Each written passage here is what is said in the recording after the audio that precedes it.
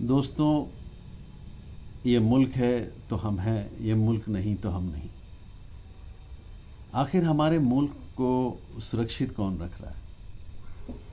हमारे मुल्क को सुरक्षित रख रहे हैं brave hearts in uniform.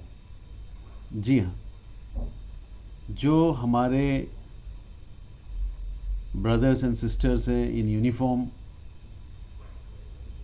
Army, navy, air force, paramilitary forces and police force, ये वो लोग हैं जो सही मायनों में देश में लॉ एंड ऑर्डर को इस्टेब्लिश किया हुआ है और बाहर से देश के अंदर में दुश्मन ना आए उनको रोके हुआ है। और शेयर पावर के वजह से, अपनी मिलिट्री माइट की वजह से, जो मुल्क हिंदुस्तान की तरक्की से जलते हैं वो हमारे देश की तरफ आंख उठा कर के भी ना देखें। इसलिए एक मजबूत आर्मी, नेवी, एयरफोर्स को तैयार किया गया है। ये जानना बहुत ज़रूरी है कि इन रियलिटी हमारे हीरो कौन है। एक व्यक्ति खेल खेलता है मैदान में और एक शब्द कहते हैं आइला, और उनको कॉरपोरेट कंपनी ऐड में 5 करोड़ 10 करोड़ रुपया दे देते हैं। एक एक्टर है जो पर्दे में एक्टिंग करते हैं और सिर्फ एक शब्द कहते हैं हाई, और उस हाई के बदले उनको कॉरपोरेट कंपनीज 5 करोड़ 10 करोड़ रुपया दे देते हैं। लेकिन who is our real hero? हमारे रियल हीरोज़ वो लोग हैं जो यूनिफॉर्म में हमारे मुल्क को प्रोटेक्ट कर रहे हैं,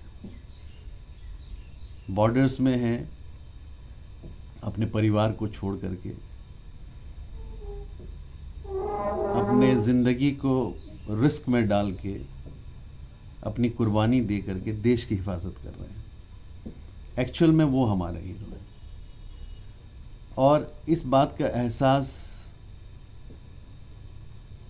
मुझे तब से है जब मैं स्कूल में 15 अगस्त और 26 जनवरी के लिए जाता था, तो मेरे पिताजी कहते थे कि बेटा, हमारा रिलीजन जो है ना, ये झंडा है। एक्चुअल में वही हमारा रिलीजन है। कुदरत ने हमें हिंदुस्तान में पैदा किया है, ये बहुत फ़ख्र की बात है। इस बात को समझो। तो कहने का मतलब ये है कि जो लोग यूनिफॉर्म में हैं, आपने कभी भी नहीं देखा होगा कि वो किसी भी तरह की बयानबाजी करते हों जिससे किसी भी हिंदुस्तानी के मन में या दिल में ठेस पहुंचता हो। कभी नहीं। किसी भी तरह के का नफ़रत का बयानबाजी आपने नहीं देखा हो। This is the kind of integrity of people in uniform. और उनका जो कंट्रीब्यूशन है, मेरा ये मानना है कि हिंदुस्तान के जो आवाम है, ख़ास तौर पे जो युवा वर्ग है, they should feel themselves as a part of their family.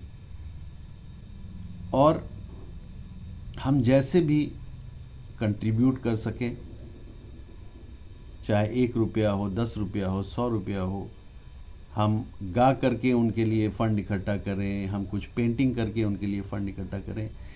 This is a way of showing our love to the people in uniform. Bharat सरकार, government of India is doing a lot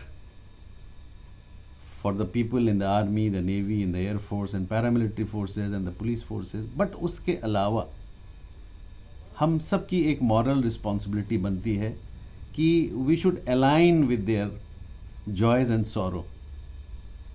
उन्हें ऐसा लगना चाहिए कि बर्फीला चट्टान में, हिमालयन रेंज में डेजर्ट में, जहाँ पे रहना मुश्किल होता हो, सांस लेना मुश्किल होता हो, वहाँ पे रह करके to protect the country is a huge task. और उन सभी को ये महसूस ज़रूर होना चाहिए कि जिनके लिए वो लड़ रहे हैं वो उनसे बहुत प्यार करते हैं। और इसी मकसद से ही जी सलाम में ये प्रोग्राम लाया गया था। जय हिंद जनाब। और मुझे ये बताते हुए बहुत खुशी हो रही है कि हमारे मीडिया के बहुत सारे फ्रेंड्स मुझसे मिले, बातचीत की, और उन्होंने ये कहा कि you must start this program again. तो इसलिए I am really very happy to tell all of you that we are going to launch it in a big way. और आपको ये प्रोग्राम एक सैटेलाइट टीवी पे दिखेगा, 2 DTH पे है, टाटा स्काई पे है, एयरटेल पर है, जियो पर है। और मेरी आप लोगों से यही गुजारिश है कि कोई भी ऐसे स्टोरीज़ आपको मिलते हों ब्रेव हार्ट्स के, उनकी स्टोरीज़ ज़रूर आप बताएं। हम पूरे हिंदुस्तान के साथ, पूरे दुनिया के साथ हम शेयर करना चाहेंगे। ये एक मोटिवेशनल प्रोग्राम है जिससे हमें अच्छा लगेगा कि हमारा मुल्क कितना मजबूत है और हम सब एक साथ हैं। आपने ये देखा होगा कि अक्सर जो लोग संस्था को छोड़ देते हैं, फोर्सेस को छोड़ देते हैं और किसी भी पॉलिटिकल पार्टी को ज्वाइन कर लेते हैं, उसके बाद फिर वो उस पॉलिटिकल पार्टी की जो आइडियोलॉजी होती है उसके हिसाब से वो बयानबाजी करते हैं। लेकिन जब तक वो संस्था में रहते हैं किसी भी तरीके का बायस्ड कमेंट आपने नहीं देखा होगा। This is the integrity of our forces, और उसको हम सलाम करते हैं, उसको हम सैल्यूट करते हैं। और एक्चुअल में हमें इस बात को बिल्कुल समझना चाहिए।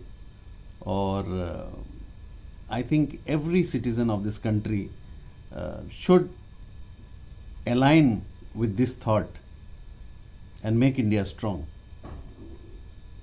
We are strong. Jai Hind, Jai Bharat.